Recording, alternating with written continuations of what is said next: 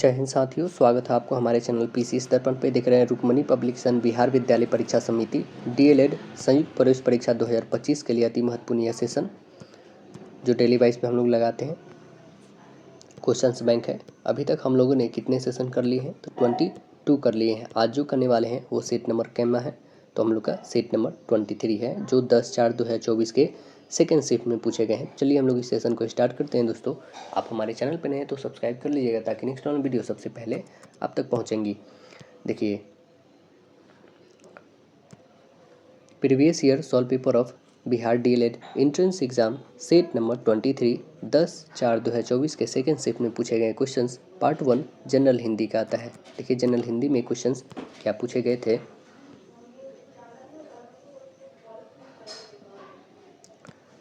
Part 1 general Hindi questions कह रहा है सरोज शब्द का संधि विच्छेद हमें बताना है। सरोज शब्द का संधि विच्छेद क्या हो जाएगा?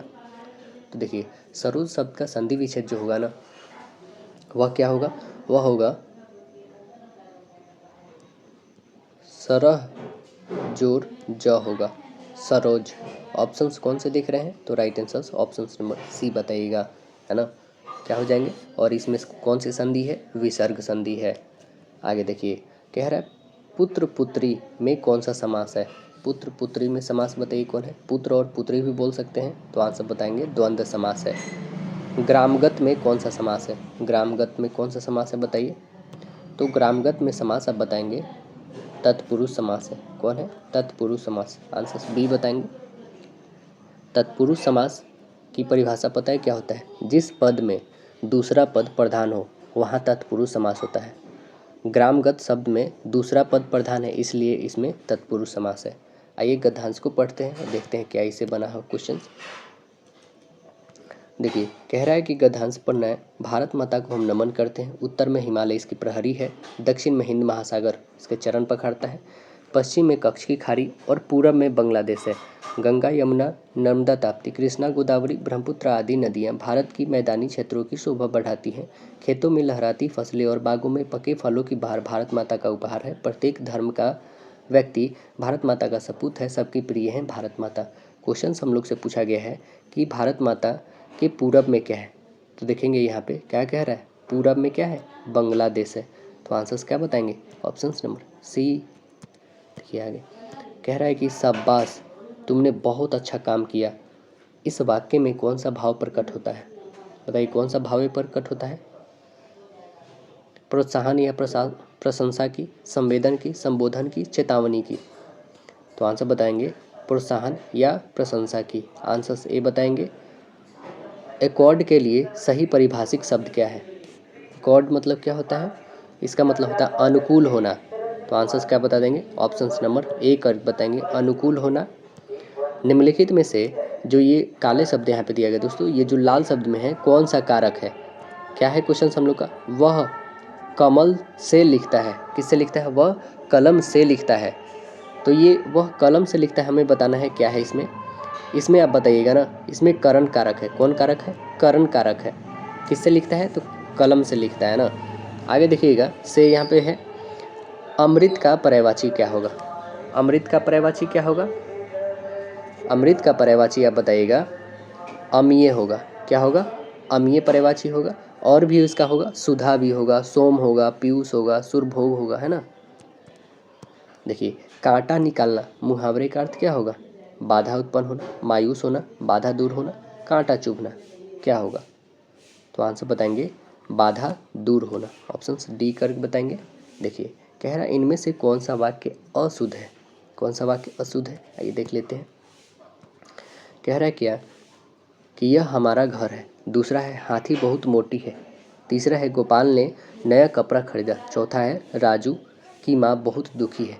बताइए क्या है इसमें गलती? तो आप गलती बताएंगे ना कि हाथी बहुत मोटी है, ये नहीं होना चाहिए था। हाथी तो एक पुल्लिंग है, हाथी बहुत मोटा है, ये होना चाहिए था। ऑप्शन नंबर बी करके बताइएगा, है ना। देखिए आगे है क्या, नाव पानी में डूबती चली गई। ये जो लाल शब्द में है कौन सा पदबंध होगा? ये जो दिया गया है डूबती चली गई, नाव जो है पानी में डूबती चली गई। बताइए, सिर्फ इतना को बताना है, डूबती, ये तो संज्ञा होगा नहीं। अब बता दीजिए, तीन ऑप्शन है आपके पास। तो ये डूबना क्या है? क्रिया है। तो ऑप्शन क्रियापद बंध होगा। अपने कह रहा है कि आपने सुंदर पेंटिंग बनाई, कौन सा वाच्य है इसमें? आपने सुंदर पेंटिंग बनाई, तो इसमें बताएंगे कृत्यवाच्य है। आंसर ए बताएंगे कृत्यवाच्य है। देखिए आगे क्वेश्चन है कि हम लोग का निम्नलिखित में से कौन सा वाक्य शुद्ध है? कौन सा वाक्य शुद्ध है? कह रहा है तालाब में छोटा सा मंदिर है, ठीक है। कोई काम में शीघ्रता न करो, बिल्कुल गलत। पहला ही जब ऑप्शन सही मिल गया, हमें शुद्ध से मतलब है, पहला आंसर ऑप्शन नंबर 1 करेक्ट हो गया। वैसे बता देते हैं, कोई काम में शीघ्रता न करो, क्या हो जाएंगे? तो यहाँ पे होना चाहिए किसी काम में शीघ्रता न करो, ये होना चाहिए था। कह रहा है बिजली का आविष्कार किसके लिए, किसने किया? तो यहाँ पे होना चाहिए था क्या, बिजली का आविष्कार किसने किया, ये किए नहीं, किया होना चाहिए था। मोहन को लड़की हुआ है, क्या होना चाहिए था एक्चुअली में, मोहन को लड़की हुई है, ये होना चाहिए, हुआ नहीं।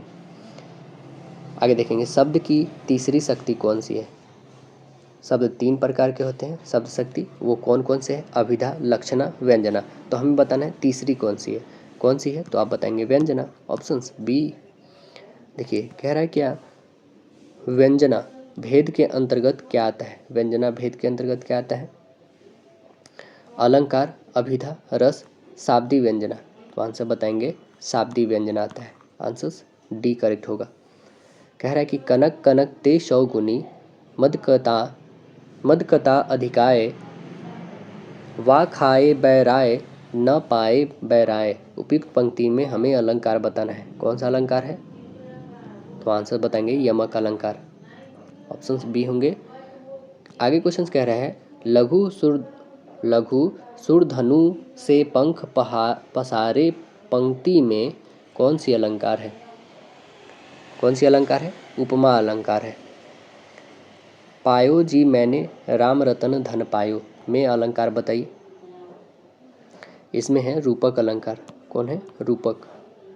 जय जय जय गिरिराज किशोरी जय महेश मुखचंद चकोरी में अलंकार बताइए, कौन सा अलंकार है? तो आंसर बताएंगे इसमें रूपक अलंकार है। आंसर्स ऑप्शन नंबर क्या होंगे? राइट आंसर सी हो जाएगा, रूपक अलंकार। देखिए आगे क्वेश्चन है क्या, कहती हुई यो उत्तरा के नेत्र जल से भर गए हेम के कणों से पूर्ण मानो हो गए पंकज नए। इस पंक्ति में अलंकार बताइएगा, कौन सा अलंकार हो जाएगा? तो आंसर बता देंगे, इसमें हो जाएगा उत्प्रेक्षा। क्यों? क्योंकि यहाँ पे मानो जनो जनहु ऐसे यदि आ जाए तो सीधे हम लोग उत्प्रेक्षा पे जाते हैं। हाँ तुझे अंगार शैया पर मधुर कलियाँ बिछाना, इस पंक्ति में अलंकार बताइएगा, कौन सा अलंकार है? तो इसमें विरोधाभास है, कौन सा है? विरोधाभास। आंसर सी बताएंगे। संयुक्त स्वर और उनसे मिले व्यंजनों में कौन सा वर्ण होता है? कौन सा वर्ण होता है? गुरु वर्ण होता है, ऑप्शन बी बताएंगे गुरु वर्ण। निम्नलिखित पंक्ति में कौन सा वर्णिक छंद है? कौन सा वर्णिक छंद है बताइए। देखिएगा, पल पल जिसके मैं पंथ को देखती थी निस दिन जिसके ध्यान में थी बिताती। हमें वर्णिक छंद बताना है, कौन है वर्णिक छंद? तो आंसर बताएंगे मालिनी, आंसर से बताएंगे मालिनी।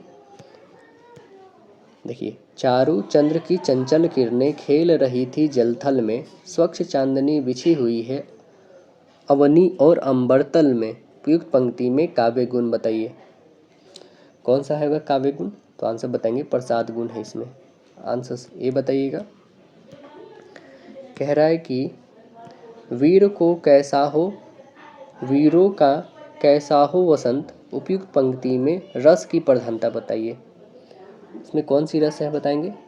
तो आंसर बताएंगे वीर रस है, ऑप्शन सी करके बताएंगे वीर रस है। पार्ट 2 मैथमेटिक्स का है, देखेंगे पार्ट सेकेंड में जो है मैथमेटिक्स क्वेश्चन है क्या है। कह रहा है निम्नलिखित में किसका गुणनफल एक परिमेय है? यदि हम लोग 9 और 5 को करते हैं 45 आ जाएंगे, 45 का स्क्वायर रूट होता है नहीं। 2 और 3 में करेंगे तो 6 आएंगे, इसका भी नहीं। 27 और 3 में करेंगे तो कितने हो जाते हैं? 81। तो 81 क्या आता है? 9, यानी ऑप्शन नंबर सी करके बता दीजिएगा। प्रत्येक धनात्मक समपूर्णांक के लिए निम्नलिखित में कौन सा सत्य है जबकि क्यू एक क्या है? पूर्णांक है। देखिए क्या हो जाएंगे यहाँ पे, तो ऑप्शंस बताइएगा। ऑप्शन नंबर हो गया यह 2q के रूप में होता है। ऑप्शन नंबर बी करेक्ट बताएंगे, 2q के रूप में होता है। देखिए 1/√2 एक क्या है, 1/√2 क्या है, तो आप बताएंगे यह एक अपरिमेय संख्या है। ऑप्शन सी बताइएगा। देखिए कह रहा है कि यदि x+2 बहुपद x² plus ax plus 2b का एक गुणनखंड हो तो a प्लस बी इक्वल 4 है, तो a और b का मान क्या होगा ये बताना है। क्या हो जाएगा इसका मान, चलिए हम लोग बना के देख लेते हैं इसका मान होगा क्या एक्चुअली में। देखिए तो हमारे पास दिया क्या है, x² और प्लस ax और प्लस 2b इक्वल में 0 है। कह रहा है गुणनखंड क्या है, x+2 है, इक्वल 0 रखेंगे मतलब x की वैल्यू कितनी आएगी, -2 रखने पे, तो -2 रखते हैं हम लोग। तो इस इक्वेशंस में -2 रखेंगे तो क्या हो जाएंगे, -2 रखिएगा तो ये 4 और ये माइनस में 2a हो जाएगा और ये हो जाएगा प्लस में 2b इक्वल में 0 होंगे। अब देखिए यहाँ से हम लोग यदि ए बी को सिर्फ निकालना चाहें तो a और माइनस में b जो होगा ना हम लोग के पास कितना हो जाएगा, 4 तो चला जाएगा, 4 और बट्टे में 2 आ जाएगा क्योंकि यहाँ से कॉमन 2 निकलेगा, इसमें से भी 2 और 4 तो पहले से उधर गया रहेगा, तो 4/2 हो जाएंगे। इसे काटिएगा तो कितने हो जाएंगे, 2। क्या इसे हम लोग फर्स्ट इक्वेशन ले सकते हैं, a माइनस बी इक्वल कितना, a माइनस बी कहने का तात्पर्य क्या है, यहाँ पे यदि हम लोग माइनस कॉमन किए हैं तब ये आया है, तो ये मतलब क्या हो जाएगा a प्लस बी इक्वल हम लोग के पास आ जाएंगे 4। ये सेकेंड इक्वेशन हम लोग का दिया हुआ है, कह रहा है ना a प्लस बी इक्वल 4 दिया हुआ है। पहला हम लोगों ने निकाला a माइनस बी इक्वल 2 आया है, सेकेंड आ चुका है। फर्स्ट एंड सेकेंड इक्वेशंस को यदि जोड़ते हैं हम लोग तो b और b कैंसिल होगा, 2a इक्वल कितने हो जाएंगे, 4 और 2 6, मतलब 2 से काटिएगा 3 टाइम में। a की वैल्यू जब 3 आ गया तो b की वैल्यू कितनी हो जाएगी, b का वैल्यू 1 हो जाएगा, कोई भी इक्वेशंस में रखिए क्योंकि 3 और 1 जोड़ेंगे तभी तो 4 आएगा ना, तो हमारा b का वैल्यू 1 आ गया। a का वैल्यू 3 और b का वैल्यू 1, देखेंगे कौन सा ऑप्शन है, तो ये तो नहीं होगा, b का वैल्यू 1 है, a का वैल्यू 3 है, yes option number A correct होंगे। कह रहा है के किस मान के लिए समीकरण x प्लस 2y इक्वल 7 तथा 2x प्लस ky इक्वल 14 समपाती होंगे, किस मान के लिए होंगे, तो देखिए पहले जो हमारे पास इक्वेशंस है x प्लस 2y इक्वल में 7 है ना, पहले के लिए हम लोग लेके चले तो क्या हो जाएंगे, हम लोग x प्लस 2y लिखेंगे और माइनस में 7 हो जाएगा, इक्वल 0 लिख सकते हैं। यहाँ से a1 a2 c2 यही निकालना है, b2 c2 निकालना, c1 निकालना है। अब यहाँ से सेम वही निकालेंगे 2x और प्लस ky और ये माइनस में आ जाएगा 14 इक्वल में 0। अब देखिए a2 b2 c2 ये आ चुके हैं हमारे पास। अब देखिए यहाँ पे कंडीशन जब आ गए हैं तो तीनों को हम रखते हैं,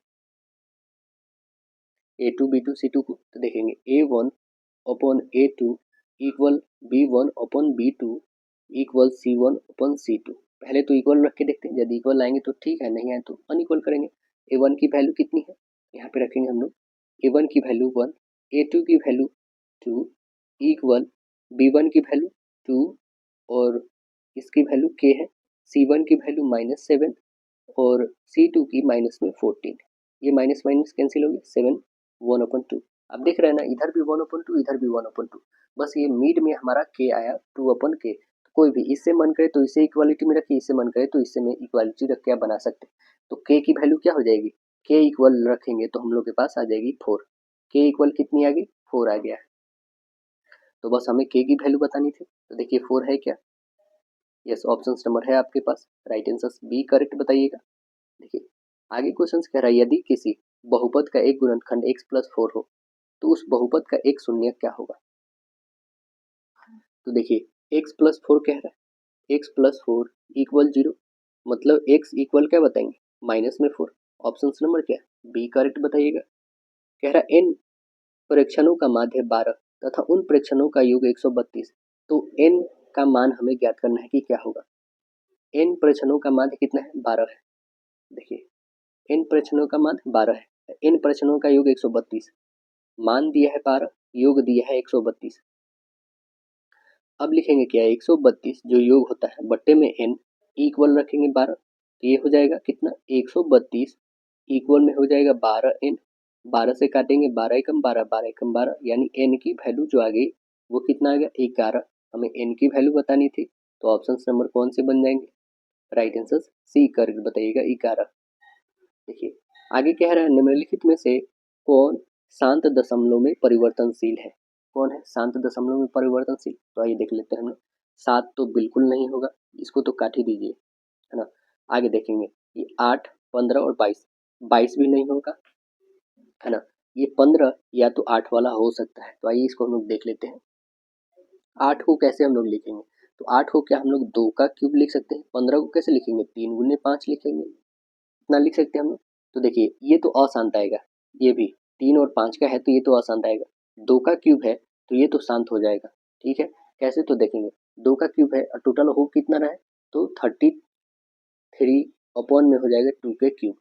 आप देखेंगे इसे डिवाइड करिएगा ना तो ये शांत हो जाएगा, है ना, डिवाइड करने पे, क्योंकि 8 चौके 32 और एक जीरो एक आ रहा है, तो एक ये करेंगे हम लोग, 8 1 जा 8 और यहाँ से बचेंगे 2 और ये हो जाएगा 8 2 जा और 8 5 जा, ये कट ही जाएंगे आपके पास टोटली।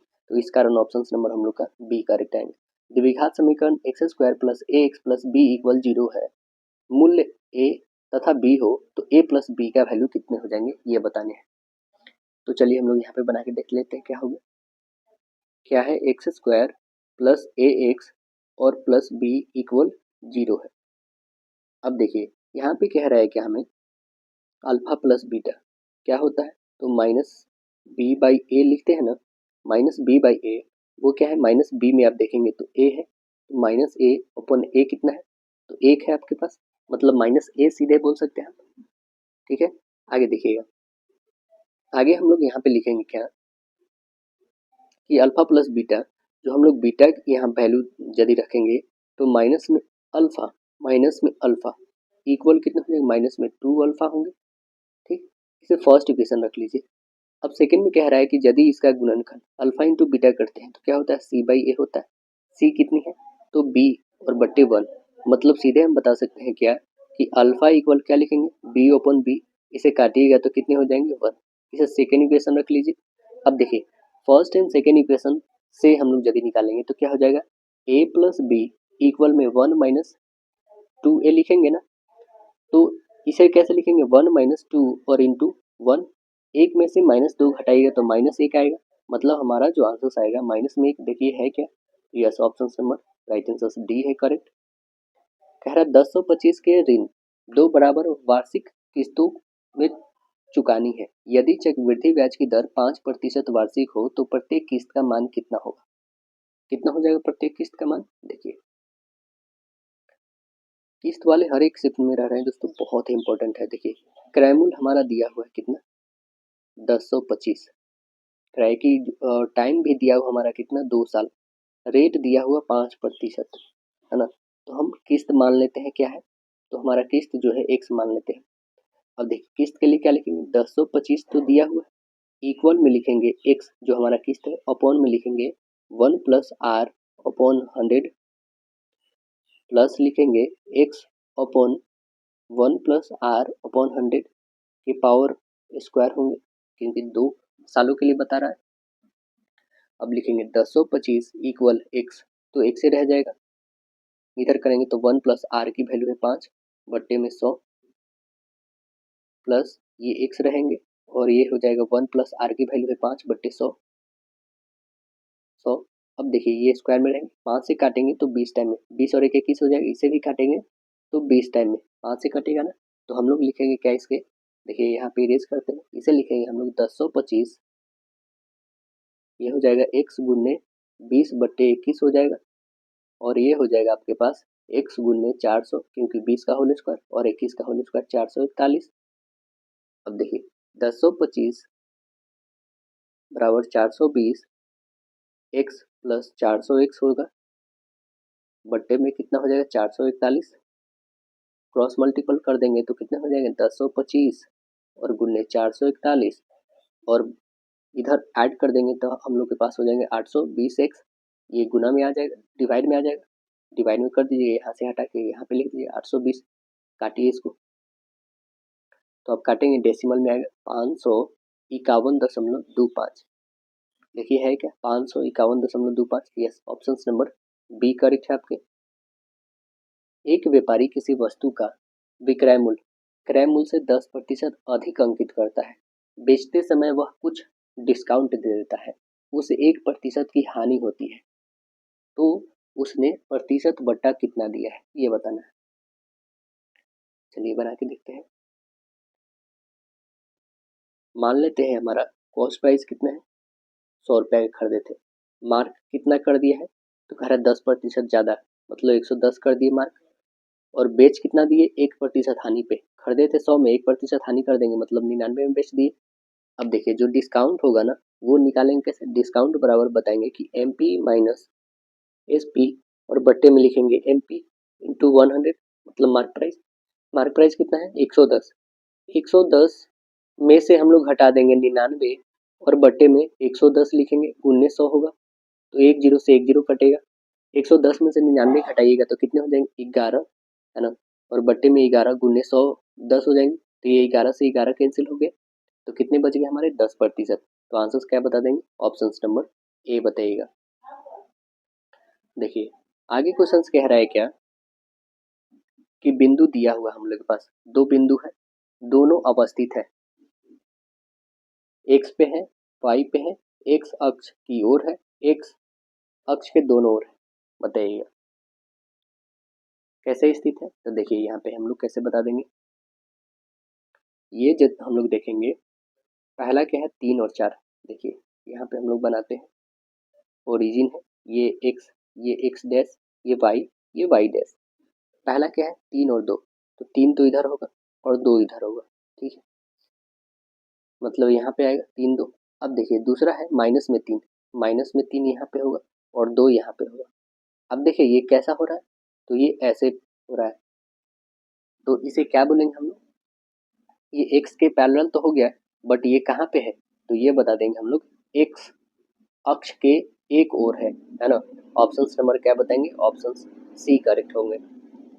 देखिएगा कह रहा है कि एक्स अक्ष से पी की दूरी हमें बता देना है कि कितनी होगी। चलिए एक्स अक्ष से हमें बताते हैं, किसी बिंदु की एक्स अक्ष से दूरी जो है हम y निर्देशांक ले लेते हैं, बिंदु हमारे पास दिया हुआ है कितना -3 और 6, x की वैल्यू है इसमें -3 और y की वैल्यू कितनी है 6, तब x की दूरी हमें बतानी है, क्या हो जाएंगे 6 हो जाएगा, ऑप्शन नंबर देखेंगे, राइट आंसर सी हो जाएगा 6। देखिए आगे क्वेश्चन कह रहा है क्या, यदि कोण A समपूरक है कोण B हो तो, यदि कोण A का संपूरक B हो तो क्या होगा, क्या होगा, तो कोण A और प्लस B को जोड़ेंगे ना तो कितने हो जाएंगे, कोण A और प्लस कोण B को जोड़ेंगे संपूरक होंगे तो ये 180 बनेंगे, आंसर बी बताइएगा। यदि त्रिभुज ABC की अर्ध परिमिति को S निरूपित करे जिसमें BC A है, CA B है, AB C है, यदि एक वृत्त भुजाएं BC AB AC को क्रमशः DEF पर स्पर्श करती है तो BD बराबर क्या होगा।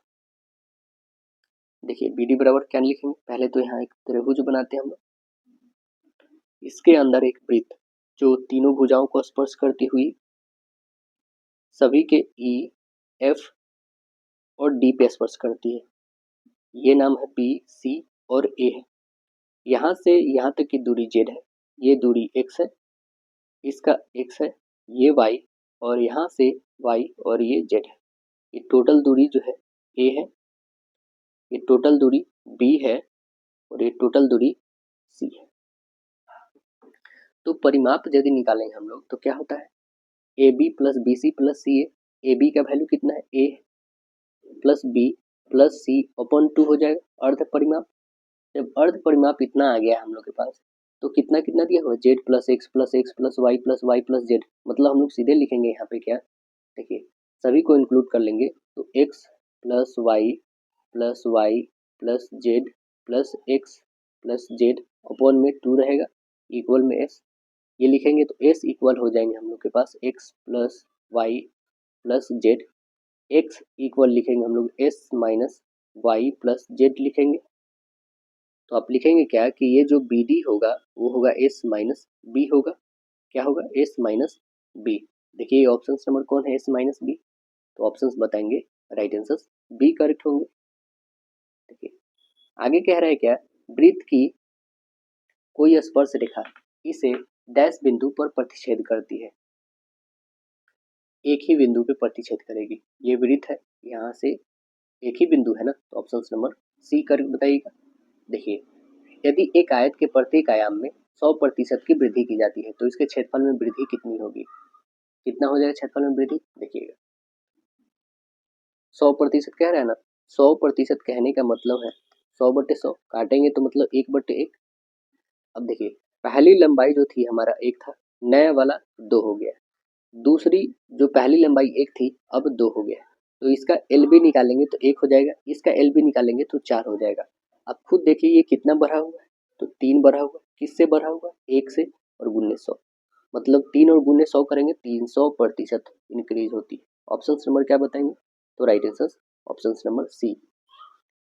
यदि वृत्त की त्रिज्या में 100% की वृद्धि की जाए तो क्षेत्रफल में वृद्धि बताना है, 100% की वृद्धि। तो देखिए कैसे बनाएंगे इसे, 100% की वृद्धि के लिए 100 + 100 प्लस हो जाएंगे 100 गुने 100 और बटे होंगे 100, ये 2 जीरो से 2 जीरो कटेगा, मतलब 200 और प्लस हो जाएगा 100, तो कितने हो जाएंगे 300% इंक्रीज करेगा ये भी, यानी ऑप्शन नंबर क्या होंगे, तो ऑप्शन इसका भी सी करेक्ट होगा। देखिए कह रहा है निम्नलिखित में से कौन सा कथन सही नहीं है। कह रहा है दो कोणों का योग 180 संपूरक कोण कहलाते हैं, बात सही है। दो कोण जिनका योग 90 है पूरक कहलाते हैं, ये भी ठीक है। 180 के कोण को रेखीय कोण कहते हैं, ये भी ठीक है। 90 और 180 के बीच के कोण को प्रतिवर्ती कोण कहते हैं, बिल्कुल गलत है। ऑप्शन हम लोग का डी करेक्ट हो गया। यदि समूह के चारों ओर आरोही या अवरोही क्रम में सजाया जाए तो ठीक बीच में चर मान के समूह को क्या कहते हैं, चर मान के समूह को क्या कहेंगे, तो आंसर बताएंगे उसे माध्यक, आंसर बी बताएंगे उसे माध्यक कहते हैं।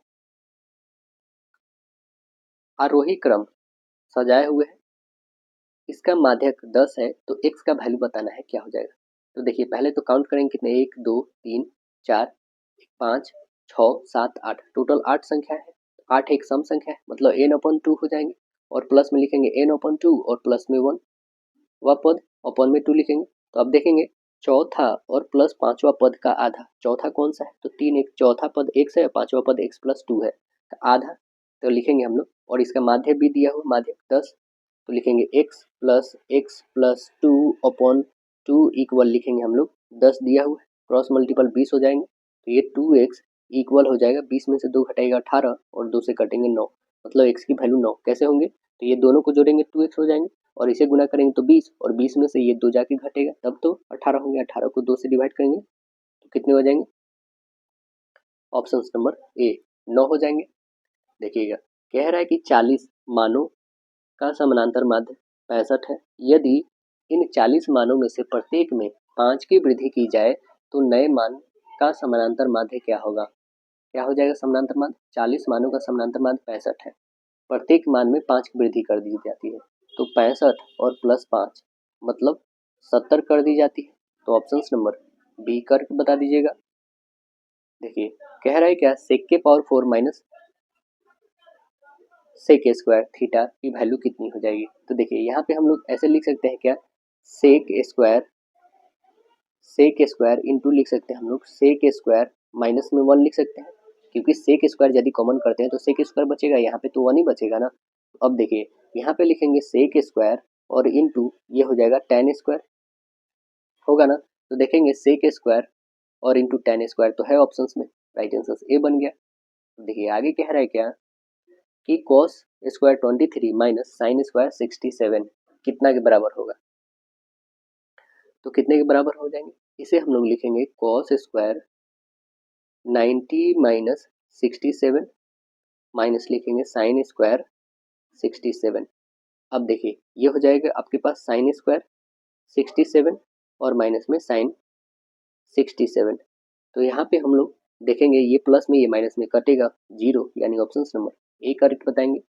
Cosec square 30 degree, sec square 60 degree, tan square 30 degree का मान बताना है, सभी का वैल्यू हम लोग रख के बता देंगे यहाँ पे। कोसेक स्क्वायर 30 का वैल्यू क्या होता है, 2 का whole square, plus sec square 60 का होता है 2 का होल स्क्वायर कर दीजिए, tan 30 का वैल्यू होता है 1/√3, 1/√3 का स्क्वायर कर दीजिए, कितने हो जाएंगे, 2 का होल स्क्वायर 4, 2 का होल स्क्वायर 4, प्लस ये हो जाएगा 1/3, तो ये कितने हो जाएंगे 8 और प्लस 1/3। अब जोड़ेंगे तो ये हो जाएगा 24 और प्लस में 1/3 यानी 25 और बट्टे 3। 25/3 को हम लोग कैसे लिखेंगे, तो लिखेंगे 8 सही 8 या 24 1, मतलब 8 सही 1/3, 8 सही 1/3 ऑप्शन नंबर सी करके बता दीजिएगा। पार्ट 3 साइंस की है। क्वेश्चन है निम्नलिखित में से कौन सा जीवाणु जो है लग्यूम मतलब फलियां की जड़ों से संबंधित है, कौन है बताइए, तो वो है राइबोसोम। कौन है, राइबोसोम। आंसर सी करके बताएंगे राइबोसोम। निम्नलिखित में कौन एक दहन अभिक्रिया है, कौन एक दहन अभिक्रिया है बताएंगे, तो आंसर बताएंगे पेट्रोल का जलना एक दहन अभिक्रिया है। आंसर सी बताइएगा।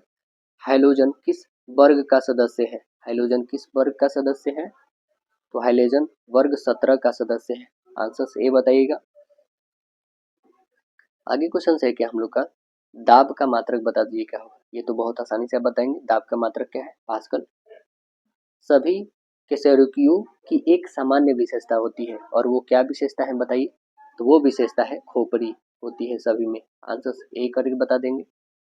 आगे है कि पत्ती के किनारों के साथ पानी का बूंद के रूप में निकलना क्या कहलाता है, क्या कहलाता है, वो कहलाता है बिंदु श्रावण। आंसर बी बताएंगे बिंदु श्रावण। एक पारिस्थितिकी तंत्र में विघटनकारी मतलब डिकम्पोजर क्या है, यहाँ पे डिकम्पोजर जो है दोस्तों कार्बनिक पदार्थ को अकार्बनिक रूप में परिवर्तित करता है। आंसर ए बताइएगा। कह रहा है कि अब फसलों को गिरने से बचाने के लिए निम्नलिखित में से किस हार्मोन उत्तरदायी है, कौन सा हार्मोन उत्तरदायी है, तो आंसर बता देंगे ये है ऑक्सीन हार्मोन। आंसर सी बताएंगे ऑक्सीन हार्मोन। एमटीपी का विस्तार क्या है, एमटीपी का विस्तार बताइए क्या है, तो एमटी का विस्तार बता देंगे medical terminational terminational national of pregnancy, medical termination of pregnancy. Option D बताइएगा। एमटीपी का full form termination of pregnancy होगा। देखिए आगे क्वेश्चन कह रहा है कि किसी गतिमान वस्तु के लिए विस्थापन और दूरी का अनुपात क्या होगा, बताइए क्या होगा, तो वो बताएंगे हमेशा 1 से कम होगा। आंसर से बताएंगे। अपने अक्ष पर पृथ्वी के घूर्णन के बढ़ने या घटने से पृथ्वी की किस स्थान पर स्मॉल जी का मान अपरिवर्तित रहेगा, मतलब घटेगा नहीं बढ़ेगा, कहाँ पे, ध्रुव रेखा पे। आंसर सी बताएंगे ध्रुव रेखा पर। एक पत्थर का वजन हवा में 450 न्यूटन और पानी में 200 न्यूटन, तो पत्थर का आयतन हमें ज्ञात करना है, क्या होगा, क्या हो जाएगा, तो पहले हम लोग आयतन निकालने हैं, तो इसके लिए करेंगे क्या, देखिए जो विस्थापित पानी का वजन है वो हवा में पत्थर का वजन माइनस पानी में पत्थर का वजन कितना है 450 में से 200 न्यूटन घटाइए, कितने आ जाएंगे 250 न्यूटन। विस्थापित पानी का जो है वजन बराबर उत्प्लावन बल होगा, उत्प्लावन बल कितने हैं, तो 250 न्यूटन है। जब 250 न्यूटन है तो हम लोग यहाँ पे लिखेंगे क्या, विस्थापित पानी का आयतन जो निकालेंगे वो कितने हो जाएंगे, भी हम लोग मान लेते हैं भी इक्वल क्या हो जाएंगे कि 250 न्यूटन अपॉन में लिखेंगे इनटू हो जाएगा स्मॉल जी।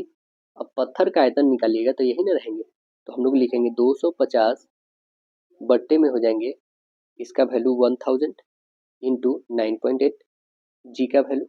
अब चलिए इसे हम लोग सॉल्व करेंगे तो आपके पास आ जाएंगे 0.025 मीटर क्यूब। है क्या ऑप्शन नंबर देखेंगे, तो यस ऑप्शन नंबर है करेक्ट आंसर, ये बताइएगा।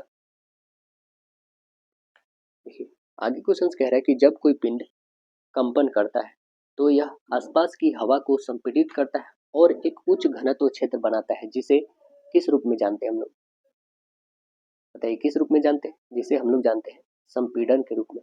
आंसर डी बताएंगे संपीड़न के रूप में।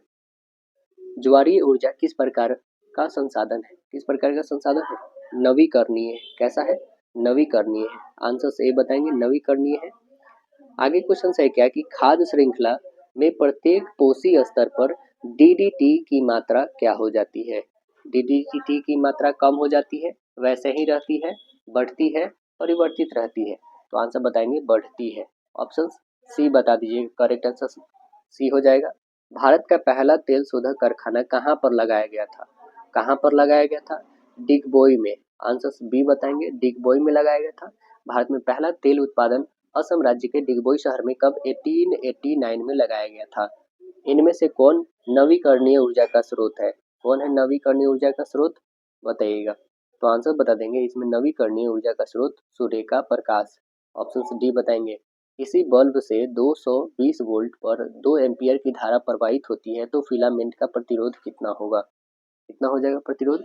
तो आप प्रतिरोध निकालिएगा, कितना हो जाएगा? प्रतिरोध बराबर होता है V/I, है ना, विभवांतर बटे धारा। विभवांतर कितने हैं? 220 और बटे धारा कितनी है? 2 काटिए 110 ओम हो जाएंगे। देखिए 110 है क्या?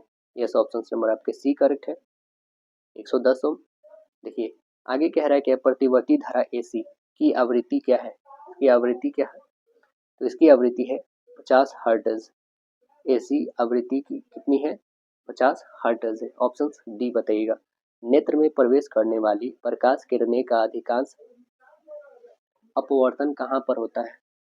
कहाँ पर होता है? कॉर्निया के बाहरी सतह पर होता है। आंसर ए बताएंगे, कॉर्निया के बाहरी सतह पे होता है। पार्ट 4 है जो है सोशल स्टडीज। क्वेश्चन है प्रथम स्टेट में कौन आते थे? प्रथम स्टेट में कौन आते थे? तो आंसर बताएंगे पादरी आते थे। ऑप्शन नंबर बी करेक्ट बता देंगे। खरबूजा किस मौसम में होता है? खरबूजा किस मौसम में होता है? तो आंसर बताएंगे जायद मौसम में। आंसर सी बताएंगे, जायद मौसम में होता है। नेक्स्ट क्वेश्चन है विश्व में तिलहन का सबसे बड़ा उत्पादक देश कौन सा है? तिलहन का उत्पादक कौन है? तो आंसर बताएंगे ऑप्शन नंबर सी, बल्कि बी है, भारत है। तिलहन और दाल में सबसे अग्रणी देश जो है वो है भारत दोस्तों। चाय में चीन है, गेहूं में भी चीन है, बादाम मक्का इस सब में कौन है? अमेरिका है। जौ में रूस है ना, सूरजमुखी में यूक्रेन, कपास में चीन है और अनार में कौन है? भारत। जालियांवाला बाग हत्याकांड कब हुआ था? कब हुआ था? तो यह हुआ था 13 अप्रैल 1919 को। आंसर ए करके बताएंगे। आगे क्वेश्चन कह रहा है कि भारत में पहली बार कब और कहां धुआं निरोधक कानून पारित किया गया था? कहां पे हुआ था पारित? तो आंसर बताएंगे 1863 कोलकाता में। राइट आंसर बी बताएंगे, 1863 कोलकाता। भारत में स्थित लोनार झील किस प्रकार की झील है? किस प्रकार का झील है? और यह लोनार झील आपको बताए दोस्तों महाराष्ट्र में है। कहाँ पे है? महाराष्ट्र में है। यह बता दे कैसा है? क्रेटर झील है। ऑप्शन बी बताएंगे। भोपाल गैस त्रासदी के लिए जिम्मेदार गैस कौन सी है? कौन सी है जो 1984 में हुआ था? तो आंसर बताएंगे मिथाइल आइसोसाइनाइट। आंसर ए बताएंगे, मिथाइल आइसोसाइनाइट है। भारत में खाद्यान्न उत्पादन की खरीद, वितरण और भंडारण के लिए कौन सी एजेंसी जिम्मेदार है? कौन सी एजेंसी जिम्मेदार है? भारतीय खाद्य निगम। आंसर बी बताएंगे, भारतीय खाद्य निगम। उपयोग के लिए कितना प्रतिशत स्वच्छ जल भंडार उपलब्ध है? कितना है? 2.5। ऑप्शन नंबर ए करके बताएंगे। एशियाई चीता और गुलाबी सिर वाली बत्तख डैश के उदाहरण है? किसके उदाहरण है? विलुप्त प्रजातियां के। ऑप्शन बी बताएंगे, विलुप्त प्रजातियां के उदाहरण है। देखिए आगे कह रहा है क्या? सिंगरौली किस राज्य का सबसे बड़ा कोयला क्षेत्र है? सिंगरौली, तो आंसर बता देंगे यह है मध्य प्रदेश का। ऑप्शन सी बताएंगे, मध्य प्रदेश का। जूट उद्योग के सबसे अधिक कारखाने कहाँ मिलते हैं? सबसे ज्यादा कहाँ मिलते हैं? हुगली तट पर। कहाँ पे? हुगली तट पे। आंसर सी बताइएगा। 2011 की जनगणना के अनुसार बिहार में प्रति वर्ग किलोमीटर जनसंख्या का घनत्व बताना है।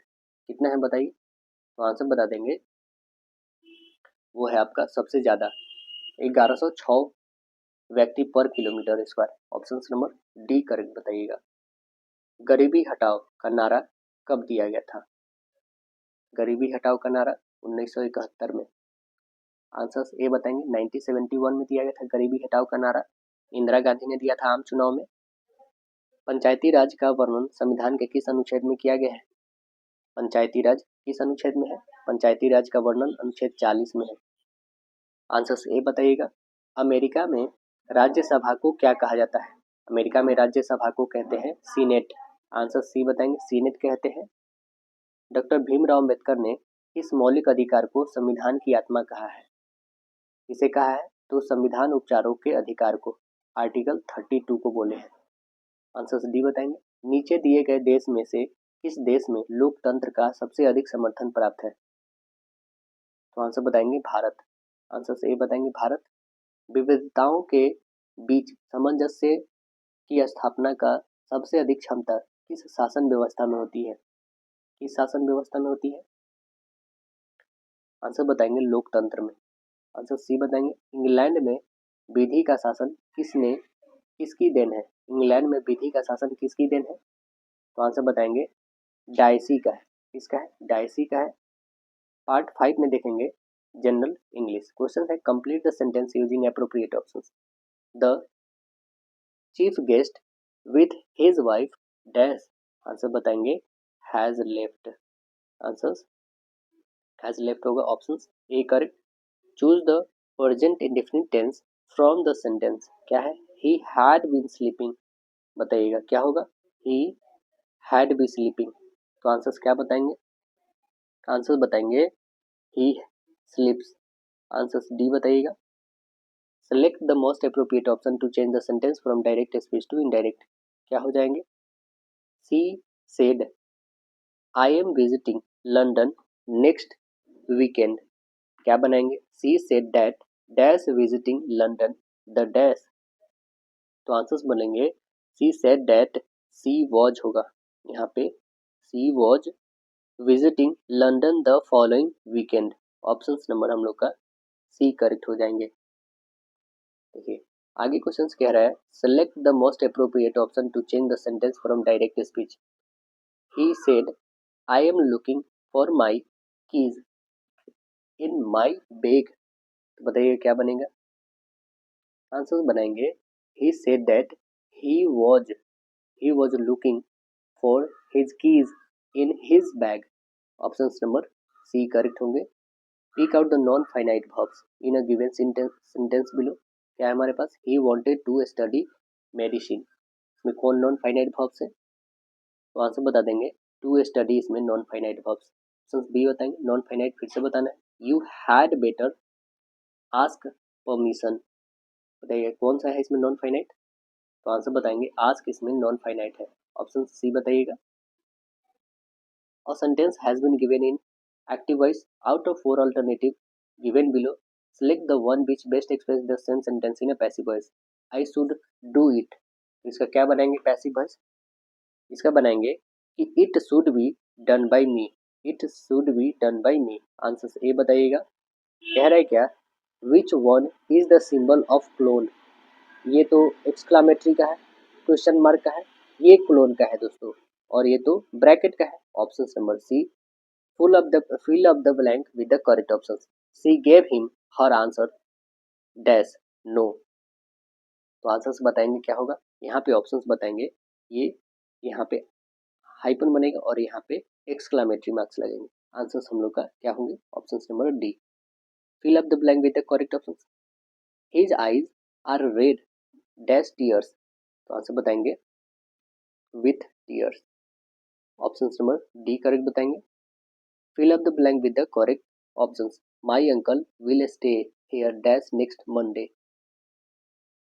आंसर बता देंगे till next Monday। Option number D correct बताएंगे। Complete the sentence with the correct options। It is important to complete your homework dash it should be turned in on time। Answers क्या बताएंगे? Answers बोलेंगे इसमें further more. Answers A बताएंगे। Complete the sentence with correct cohesive device. क्या है? Dash I am not clever I try my best on my study. तो answers क्या बनेंगे? ऑप्शन नंबर डी करेक्ट बताएंगे। All through select the alternative which best express the meaning of items या phrases. A red letter day. A red letter day कहने का तात्पर्य है काफी महत्वपूर्ण दिन। तो आंसर बताएंगे an important day. Answers B होंगे करेक्ट। कह रहा है क्या, select the alternative which best express the meaning of items से फ्रेजेस अकॉर्डिंग टू। कहने का तात्पर्य के अनुसार, as stated by, answers D होंगे। Select the alternative which best express the meaning of items या phrases, call out. Call out कहने का मतलब क्या है, किसी को आवाज देकर बुलाना। आंसर्स होंगे to shout, answers C correct होगा। Choose the correct phrase from a given option and make a conditional sentence. If I did not work so hard, I dash to bed early. Answers बताएंगे कि if I did not work so hard, I would not go to bed early. Answers D होंगे। Select the appropriate options. If I won $1,000,000, I would buy my own aeroplane. Which conditional is this? तो ये बता देंगे, इसमें है second, option C correct होंगे। Fill up the blank with the correct option. The police dash caught the thief. तो answer बताएंगे the police have caught the thief, answer B correct बताएंगे। Fill up the blank with the correct option. A lot of work dash yet to be done. Lot of work is yet to be done, answer C होंगे correct. Part 6 जो है logical and analytical reasoning. नीचे दिए गए विकल्प में विषम बताना है। टोर्नेडो ज्वालामुखी, तूफान, हरिकेन। क्या है सबसे अलग बताइए, तो सबसे अलग ज्वालामुखी, ऑप्शन सी बताएंगे ज्वालामुखी है। आगे देखिए, एम भाई है एन का। एम क्या है, भाई है एन का। देखिएगा, एम भाई है किसका, एन का। यहाँ पे हमने बना दिया। अब देखिए, के बहन है एम की। के जो है बहन है, के जो है बहन है एम की, ठीक है। पी भाई है क्यू का। पी जो है ना भाई है क्यू का। पी जो है भाई है क्यू का। क्यू का भाई है पी, ठीक है। आगे कह रहा है क्यू बेटी है एन की। अच्छा, ये बेटी है तो ये बेटा हो जाएगा इसका, ठीक है। तो बताएं कि पी का चाचा कौन है। पी का चाचा कौन होगा, एम होगा। पूछने की क्या बात है, यहीं से सीधे ऐसे ही क्लियर बनाने से आपको स्पष्ट हो जाते हैं। तो आंसर हम लोग का डी करेक्ट होगा। देखिए, कपड़े, शॉर्ट और ताला के बीच में संबंध बताना है, कौन वे नारेक होंगे। तो बताएंगे शॉर्ट जो होता है ना, शॉर्ट का ही कपड़ा बन, कपड़े के ही शॉर्ट बनते हैं, तो ये पूरे कपड़ा उसके अंदर में शॉर्ट, लेकिन ताला तो अलग होगा। ऑप्शन नंबर सी होंगे। वर्णमाला में बाएं छोर से 18वें अक्षर के बाईं ओर 10वां अक्षर कौन होगा, कौन हो जाएगा। वर्णमाला में बाएं छोर से 18वां अक्षर आर होगा, 18 पे होता है। और आर के बाईं ओर 10वां कौन होगा, H. Option number C correct बताएंगे। पंक्ति में 5 गांव है। पी जो है क्यू के दाएं है और आर के बाएं है। टी एकदम दाएं है, क्यू एस के दाएं है। बताएं कि पंक्ति मध्य में कौन सा घर है। देखिए, पहला है एस, फिर क्यू है, फिर पी की बारी, फिर आर, तब टी है। तो मध्य में कौन सा है, ऑप्शन नंबर ए पी है। देखिए, आगे क्वेश्चन कह रहा है कि आज वरुण का जन्मदिन है। आज से 1 साल बाद उसकी उम्र 12 साल पहले की तुलना में दोगुनी हो जाएगी। वरुण आज कितने साल का है। देखिए, कितने साल का है। पहला कंडीशन है कि हम मान लेते हैं वरुण का वर्तमान x उम्र है। तब क्या हो जाएगा कि x प्लस 1 बराबर जो होगा 2 गुना हो जाएगा किससे, तो x माइनस 12 से हो जाएगा। इसे सॉल्व करेंगे हम लोग तो x प्लस 1 तो रहेगा, इक्वल में 2x और माइनस में 24 हो जाएंगे। अब देखिए, 2x इधर रहेंगे, 24 को इधर भेज देते हैं, 24 से 25 हो जाएंगे, इक्वल में इधर घटेगा तो x की वैल्यू कितनी हो जाएंगी, 25 साल। ऑप्शन नंबर सी करेक्ट बता देंगे। देखिए, आगे क्वेश्चन कह रहा है इसमें फुलफिल कौन होगा। बताइए यहाँ पे क्या आने वाला है, क्या फुलफिल करेंगे यहाँ पे। देखिए, 4 का होल स्क्वायर 16 है, 5 का होल स्क्वायर 25, 6 का 36, तो 7 का 49। ऑप्शन नंबर सी करेक्ट बता देंगे। चलिए आगे बताना है कौन सा नंबर आने वाला है, कौन सा नंबर आएगा। देखिए कौन सा नंबर आएगा, 2 के बाद 3, 3 के बाद यहाँ पे देखेंगे तो 5, ये 5 हो गया, और 5 यहाँ पे देख ले हम लोग, और 5 के जस्ट बाद देखेंगे तो 6। देखिए, 2 के बाद 3, 3 के बाद 4 भी है, 4 के बाद 5 भी, 5 के बाद 6 भी है। फिर यहाँ से जो कंडीशन पर आ रहा है ये 4 वाला कंडीशन, तो इसको कैसे करेक्ट करेंगे। देखिए, ये 2 के बाद क्या है 3 है, 3 से हम लोग देखेंगे तो 5, कितना का डिफरेंस हुआ 2 का, ठीक है। आगे फिर देखेंगे हम लोग 4 के लिए, तो 4 को हम लोग 4 से डायरेक्ट करते हैं क्योंकि 2 बीच में गैप छोड़ते हैं, ओके। फिर यहाँ पे कोई तो एक संख्या आएगा, उसके बाद तो कंफर्म है कि 4 आएगा क्योंकि 2 संख्याएं छोड़ने के बाद 4 आना है। तो 4 लास्ट में देखिए, इसमें नहीं है, इसमें भी नहीं है, इसमें है और इसमें, या तो ऑप्शन सी या तो डी आने वाला है। अब देखिएगा फिर इसे कैसे बनाएंगे, तो देखिए यहाँ 5, 5 के बाद यदि हम लोग देखेंगे तो 6 आगे है, एक बढ़ा हुआ 6, और फिर 6 से 2 को आगे जाएंगे, 6 से यहाँ से एक आगे जाइए तो 6 2 8, 2 ठीक है। फिर यहाँ से एक ही बढ़ेंगे ना यहाँ पे, तो 8 1 9 होना चाहिए, यहाँ पे 9 और 4, यानी ऑप्शन नंबर डी करके बताएंगे, ऑप्शन नंबर डी हो जाएंगे।